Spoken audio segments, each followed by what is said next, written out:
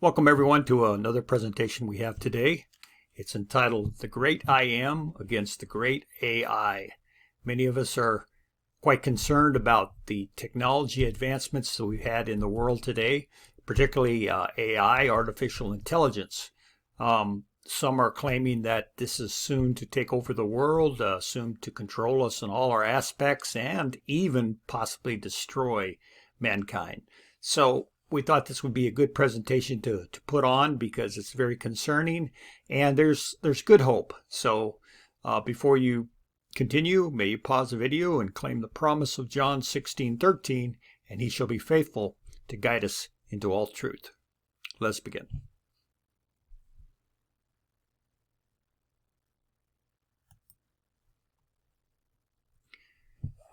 And you will hear of wars and rumors of wars. See that you are not troubled. For all these things must come to pass, but the end is not yet. For nation will rise against nation, and kingdom against kingdom, and there will be famines, pestilence, and earthquakes in various places. All these are the beginning of sorrows. Matthew 24:6-8.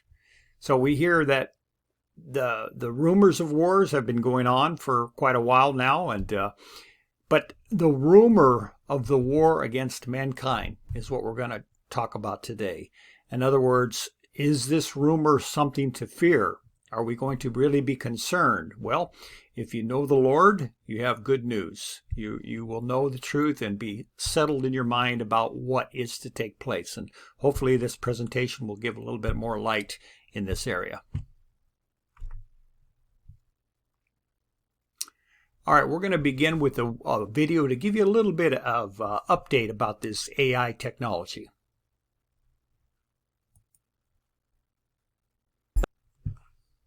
Is one of the world's leading experts on artificial intelligence. It's a consequence of how the systems are designed. Well, I should say they're not designed at all, actually. It's a consequence of how they're evolved, that we don't understand how they work, and so we have no way of actually constraining their behavior. If the experts and engineers building AI don't fully understand it, we should slow down development a little, shouldn't we? Hey, you better slow it down before the military gets a hold of this stuff. Well, actually... Oh, no!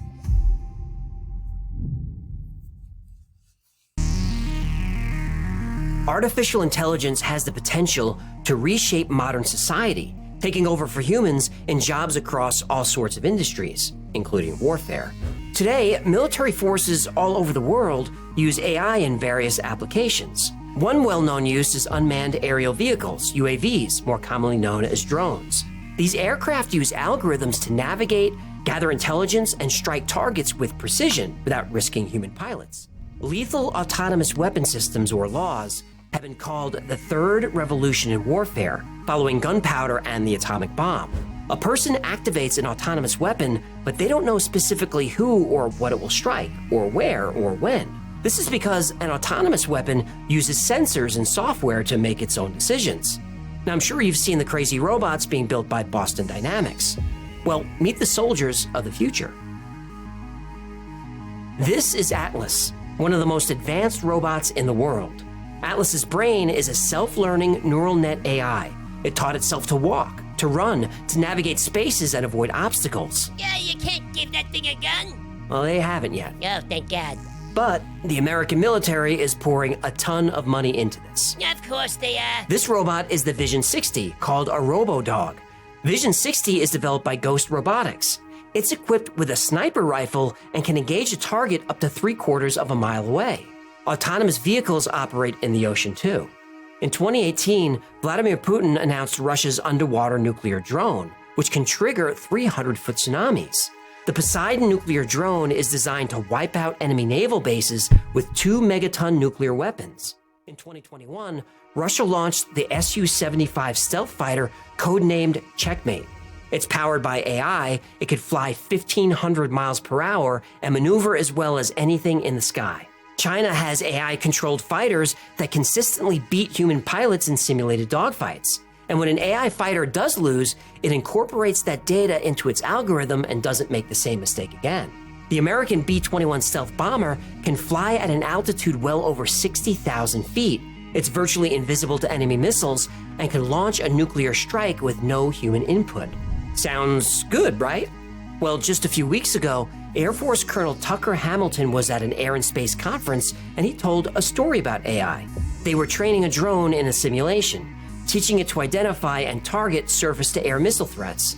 The AI was awarded points for successful strikes and taught to try and earn as many points as possible. The AI started realizing that sometimes it would identify a threat, but the human operator would tell it to stand down. But its objective was to kill targets, not obey humans. So it killed the drone operator, because that person was preventing it from achieving its objective. All those nuclear war close calls we talked about, they were stopped by humans. Some people had the good sense to double check before launching their weapons. In other cases, a human just had a gut feeling that turned out to be right. AI doesn't have a gut feeling. AI doesn't have morality. It doesn't value human life. AI wants to achieve its objective, and that's it. So what if AI was in charge of the world's nuclear weapons? Well, the world's leading experts on artificial intelligence, including the founders of OpenAI and ChatGPT, have issued an ominous warning. AI progress is moving too fast, much faster than anyone thought. And we are only a few years away from AI being more intelligent than humans. And a super intelligent AI will be able to do in 1 second what would take a team of 100 human software engineers a year or more to complete. Any task, like designing a new advanced airplane or advanced weapon system. A super intelligent AI could do this in about 1 second. When AI is smarter than the entire human race, many scientists believe it would be the end of the human race. But how would it happen? Nuclear war? Nope. AI can kill us all without firing a single shot.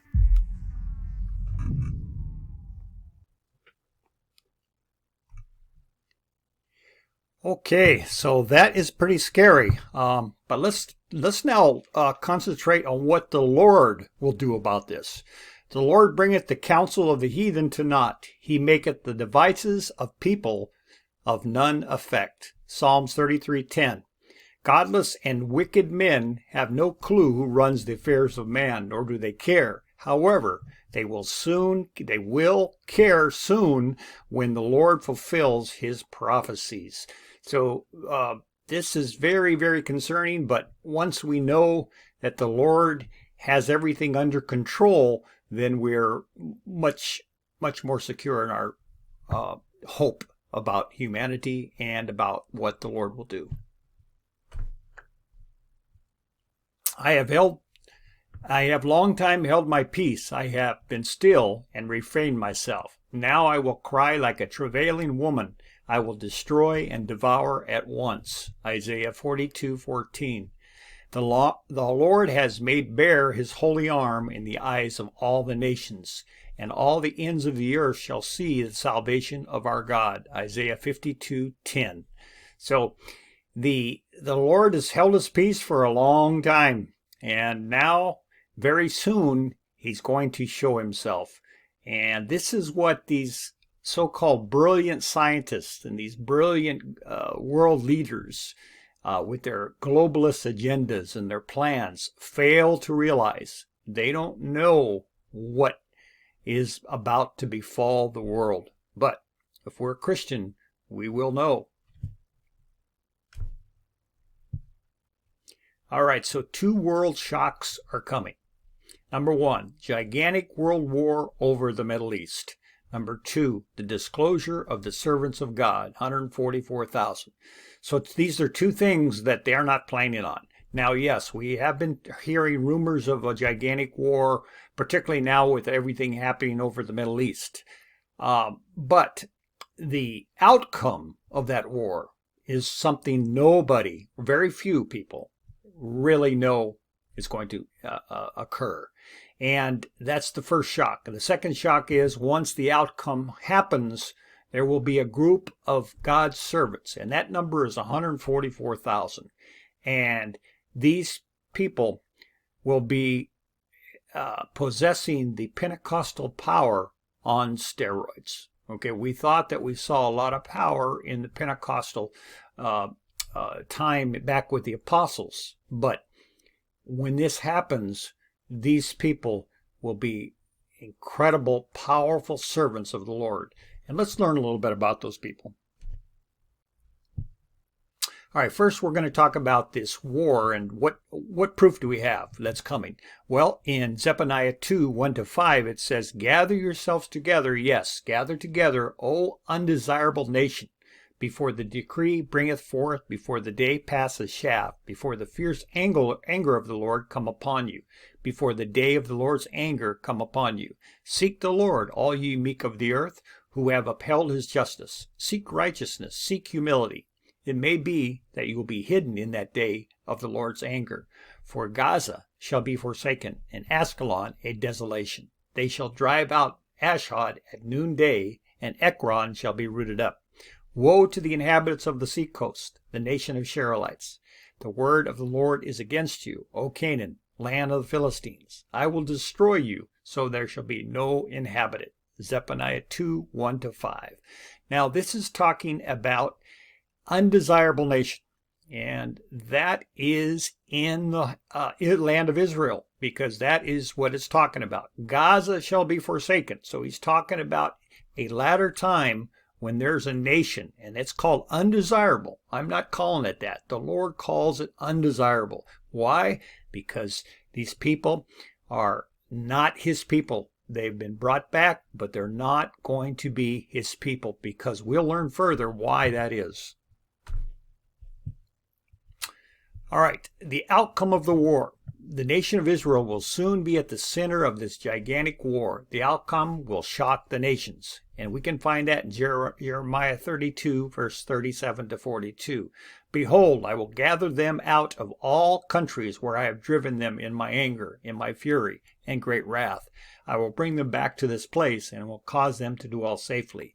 They shall be my people, and I will be their God. Then I will give them one heart and one way, that they may fear me forever, for the good of them and their children after them. I will make an everlasting covenant with them, that I will not turn away from doing them good. But I will put my fear in their hearts, so that they will not depart from me. Yes, I will rejoice over them to do them good, and I will assuredly plant them in this land, and with all my heart and with all my soul. For thus saith the Lord, just as I have brought all this great calamity on this people, so will I bring on them all the good that I have promised them." Jeremiah 32, verse 37-42. All right, now we come to a pondering point. I'm sure some of you may have been thinking about this. What about the 1948 gathering of the Jewish people and the return of the State of Israel? And this comes from the U.S. State Department 2022 report, The State of Israel's Current Religious Declarations, Israel 2022 International Religious Freedom Report. And in that report, you'll find that approximately 73.8% of the population is Jewish, 18% is Muslim, 1.9%, let's look at that, 1.9% is Christian, 1.6% is Druze. Now, Druze is I believe it's an offshoot of the Muslim faith, but it's not a Christian. So the remaining 5% consist of those the CBS classifies as other. Again, this is a report from the U.S. Department of State on the religious issues of Israel. Now, we see here that this means that the 1948 gathering of the Jewish people are not the fulfillment of the prophecy that I will gather my people and bring them back to their land. Why? Because these people do not believe in Christ. There is 1.9% Christians in this land. So we have to understand that this event, bringing back his people into the land, is yet future. The prevailing Protestant Christian views on the 1948 event has been taught wrongly for decades. The 73.8% unbelieving Jews there today will not be, miraculously, as if by some magic wand, converted to Christ. Yes, some may turn to him, but that will not be the result of some kind of spiritual spell put over them by the Lord, as many theologians basically teach today. Not only the world, but particularly many Christian theologians will be shocked and surprised at the war's outcome. So this is what we're trying to make sure that everybody understands, is that the teaching that's been going around for decades now is that the return of the Jewish people to the land of Israel is fulfilling prophecy, but it is not. It is a return of what the Lord calls undesirable nation. These people are not professing Christ. There are some, but there is very, very few that are doing that. So this is yet to be fulfilled, the returning of his people.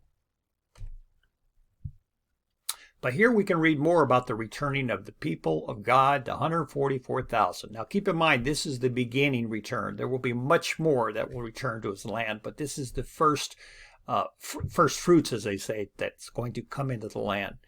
Blow ye the trumpet in Zion, and sound an alarm in my holy mountain. Let all the inhabitants of the land tremble, for the day of the Lord cometh, for it is nigh at hand, a day of darkness and gloominess, a day of clouds and of thick darkness. As the morning spread upon the mountains, a great people and strong. There hath never been ever the like, neither shall there any more after it, even to the years of many generations. A fire devoureth before them, and behind them a flame burneth. The land is as the Garden of Eden before them, and behind them a desolate wilderness. Yea, and nothing shall escape them. The appearance of them is as appearance of horses. As horsemen, so shall they run. Like the noise of chariots on the tops of mountains shall they leap. Like the noise of a flame of fire that devoureth the stubble, as a strong people set in battle array. Before their face the people shall be much pained. All faces shall gather blackness. They shall run like mighty men. They shall climb like the wall like men of war, and they shall march every one in his own ways, and they shall not break their ranks, neither shall one thrust another. They shall walk every one in his path, and when they fall upon the sword, they shall not be wounded. They shall run to and fro in the city. They shall run upon the wall. They shall climb upon the houses. They shall enter in at the windows like a thief. The earth shall quake before them. The heavens shall tremble. The sun and the moon shall be dark, and the stars shall withdraw their shining. And the Lord shall utter his voice before his army. For his camp is very great. For he is strong that executeth his word. For the day of the Lord is great and very terrible. Who can abide it? That's Joel 2, verse 1 to 11. So we see here that these people that are being brought back to the land are his battle axe, his battle array, the Lord calls them. And we know that they can't be wounded. Okay, so this should strike fear in the world, particularly the world leaders, because they've used military, police state, all kinds of threats and control through this method.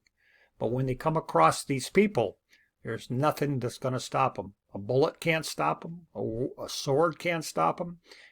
Nothing can stop them. And you can see why this is going to be very profound in the changing of the world's power structure. The lad will be re-inhabited with his servants. Thus saith the Lord God, in the day that I shall have cleansed you from all your iniquities, I will also cause you to dwell in the cities, and the wastes shall be built, and the desolate land shall be tilled, whereas it lay desolate in the sight of all that passed by.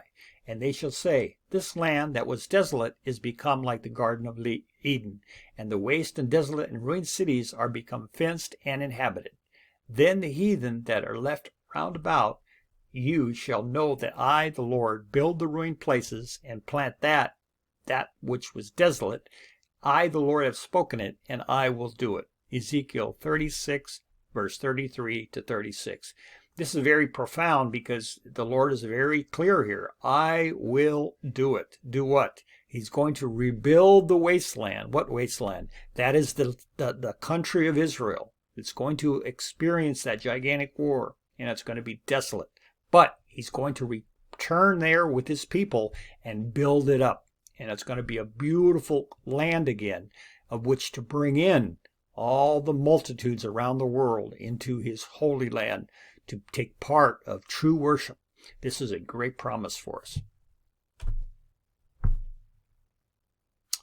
God laughs at the current world leaders and their plans. The wicked plots against the just and gnashes at him with his teeth. The Lord laughs at him, for he shall see that his day is coming. The wicked have drawn the sword and have bent their bow, to cast down the poor and needy, to say those who are of upright, to slay those who are upright conduct. Their sword shall enter through their own heart, and their bowels shall be broken. A little that a righteous man has is better than the riches of many wicked. For the arms of the wicked shall be broken, but the Lord upholds the righteous. The Lord knows the days of the upright, and their inheritance shall be forever. They shall not be ashamed in the evil time, and in the days of famine they shall be satisfied. But the wicked shall perish, and the enemies of the Lord, like the splendor of the meadows, shall vanish. Into smoke they shall vanish away. Psalms 37:12-20. This is, again, another prophecy that the Lord is going to fulfill, because these plans by the globalists today, particularly the AI development, is going to be something the Lord is going to laugh at. All right, so let's look at our summary. The world leaders with their globalist plans, including AI, will not succeed. The great I Am is soon to awaken from his slumber. Let us all rejoice who love righteousness and God's perfection in all things. But they that wait upon the Lord shall renew their strength. They shall mount up with wings as eagles. They shall run and not be weary, and they shall walk and not faint. Isaiah 40:31. So, brethren, we hope you've been blessed with this update, that this gives us some courage to stand strong amongst this many schemes and plans being foisted upon us today. This AI is something that the enemy has tried to scare us and fool us and trick us into thinking that this is going to come to a great concern, great world device that's going to take over the world, control the world, and many of the globalists are going to have a one world war order, and all these things that they're planning, but the scheme shall fall, and the Lord is soon to awaken from his slumber. So may you continue to study his word and know that this is the plan of the Lord. Till next time, may the Lord continue to guide you into all truth. Amen.